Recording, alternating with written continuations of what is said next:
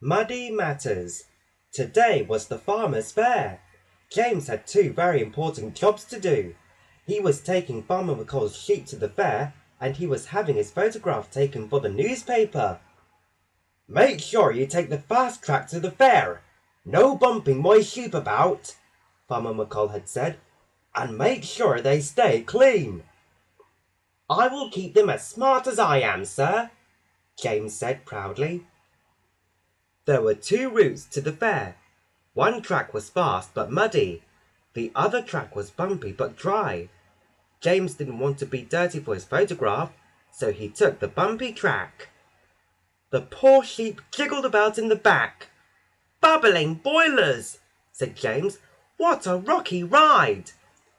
The trailer was bumping so hard, the trailer door flew open. But James didn't notice. He was too busy being the cleanest engine on Sodor. James pulled up next to Emily at Marin Station. He told her about the photograph for the newspaper. He was so busy showing off, he didn't hear the clack of the trailer, or the clatter of little hooves. The sheep had escaped! Fenders and fireboxes, said James when he saw a sheep on the platform. Come back! But it was too late. The sheep escaped to the bottom of the field. The fast train track to the sheep was muddy, so James took the dry track instead. He couldn't get dirty before his photograph. But the track was very long. By the time James found the sheep, they had already moved away. Bother, said James. Then he had an idea. Katie the sheepdog could round up the sheep. Katie barked, and sure enough, the sheep trotted over to James. It's working, said James. All I have to do is wait here and stay clean. James was so excited, he let out a whistle. Toot! But the sheep got such a surprise, they ran back into the field and through a muddy puddle.